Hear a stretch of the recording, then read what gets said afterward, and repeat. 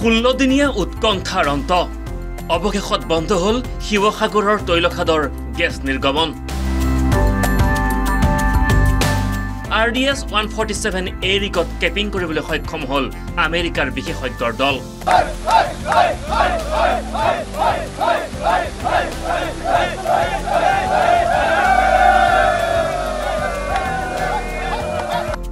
অৱশেষত স্বস্তিৰ নিশ্বাস সাৰিলে শিৱসাগৰৰ ভটিয়াপাৰবাসীয়ে বিগত 16 দিনে জীৱন মৰণৰ যুঁজ দিছিল সমগ্ৰ ভটিয়াপাৰবাসীয়ে ONGCৰ তৈলখাদৰ পৰা অহৰহভাৱে নিৰ্গত হৈ থকা গেছে বিষাক্ত কৰি পেলাইছিল ভটিয়াপাৰৰ জলবায়ু সেয়া আছিল 12 জনৰ কথা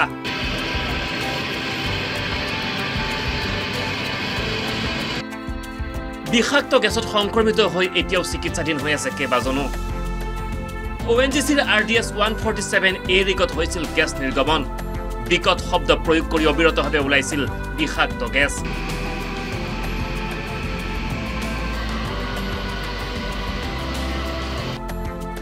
SK পেট্ৰোফাৰ্ম নামৰ এটা ব্যক্তিগত প্ৰতিষ্ঠানৰ তত্ত্বাৱধানত থকা তৈলখাদটোৰ পৰা ওলোৱা গেছ নিৰ্গমন বন্ধ কৰিবলৈ নেৰানেপেৰা প্ৰচেষ্টা চলাইছিল ONGCৰ সকলো বিশেষজ্ঞই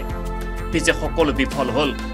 নিৰ্গমন হোৱা গেছে যাতে ভয়ংকৰ ৰূপ ধাৰণ কৰিব নোৱাৰে তাৰ বাবে অগ্নিনিৰ্বাপক বাহিনীৰ গাড়ীৰ সহায়ত অহৰহভাৱে তৈলখাদটোত ছটিওৱা হৈছিল পানী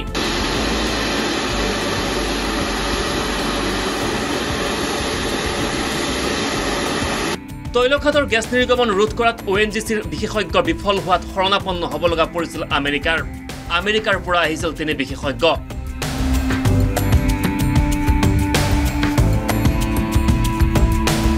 20 জুনত আমেৰিকাৰ পৰা শিৱসাগৰলৈ আহিছিল তিনি বিশেষজ্ঞৰ দল আমেৰিকাৰ পৰা অহা অভিজ্ঞ বিশেষজ্ঞৰ দল আৰু অসমৰ বিশেষজ্ঞৰ অহৰহ প্ৰচেষ্টাত অৱশেষত গেছ নিৰ্গমন ৰোধ কৰিবলৈ সক্ষম হল ব্লু আউট প্ৰিভেন্টাৰ আতৰাই কেপিং কৰা হল ৰিক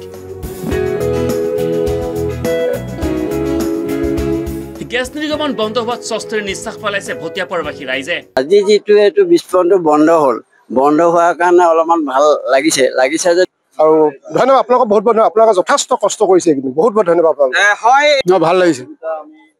পাঁচজনীয়া দলটা আহিছিলে বিশেষকৈ দল আহিছিলে প্ৰচেষ্টা আজি বন্ধ হ'ল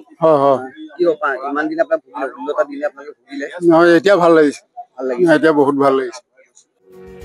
গেছ নিৰ্গমন বন্ধ হোৱাৰ পিছতে নিজৰ এক চেণ্ডেল যোগে ধন্যবাদ জনালে কেন্দ্ৰীয় পেট্ৰলিয়াম মন্ত্ৰী হৰদীপ সিং পুৰীয়ে অৱশ্যে ইয়াৰ মাজতে তৈলখাদটোৰ তত্ত্বাৱধানত থকা SK ফাৰ্মৰ বিৰুদ্ধে ক্ষোভ উজাৰিলে স্থানীয় ৰাইজে বিপদৰ সময়ত প্ৰতিষ্ঠানটোৱে ৰাইজক সহযোগিতা নকৰাৰ গুৰুতৰ অভিযোগ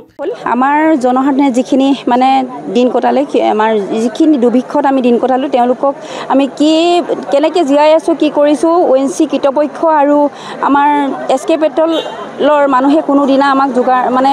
পদাপন নহল কোনোদিনা আমাক নাচালেহি কেনেকৈ আমি দিন কটাইছো কি খাইছো কি বৈছো কোনোদিনা আমাক নাচালেহি কিন্তু আমি প্ৰশাসনক এইটো কাৰণে ধন্যবাদ দিব লাগিব তেওঁলোকে হক নহক আমাৰ মেডিকেল ব্যৱস্থাৰ পৰা আদি কৰি খোৱা বোৱা ব্যৱস্থাখিনি তেওঁলোকে যোগাৰ ধৰি আহিছে আৰু মুখ্যমন্ত্ৰী মহোদয়েও তেওঁ আহিবলৈ সময় হ'ল কিন্তু SK পেট্ৰল ইয়াত আমাক পদাপন কৰিবলৈ সময় নহ'ল তেওঁ এজন কেনেকুৱা ধৰণৰ দানৱ তেওঁ এজন দানৱ হয় তেওঁ নিচিনা যাতে দানৱ আৰু পুনৰাবৃত্তি ইয়াত নঘটে উল্লেখযোগ্য যে বাঘজেনৰ তৈলখাদতো অনুৰূপভাৱে গেছ নিৰ্গমন হৈছিল গেছ নিৰ্গমনৰ ফলত বাঘজেনত কেনে পৰিৱেশৰ সূচনা হৈছিল সেয়া সকলোৰে জ্ঞাত সেয়েহে ভটিয়াপাৰৰ তৈলখাদে যাতে বাঘজেনৰ ৰূপ ধাৰণ কৰিব নোৱাৰে তাৰ ভয়ত ত্ৰস্তমান হৈ পৰিছিল সমগ্ৰ অঞ্চল পিছে আমেৰিকাৰ পৰা অহা বিশেষজ্ঞই ভটিয়াপাৰবাসীৰ সেই ভয় দূৰ কৰিবলৈ সক্ষম হ'ল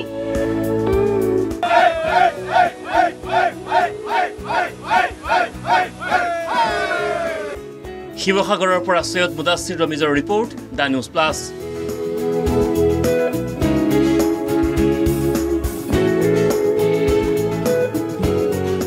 যিকোনো খবৰৰ বাবে যোগাযোগ কৰক 7099017330 লগতে 7099017110 নম্বৰত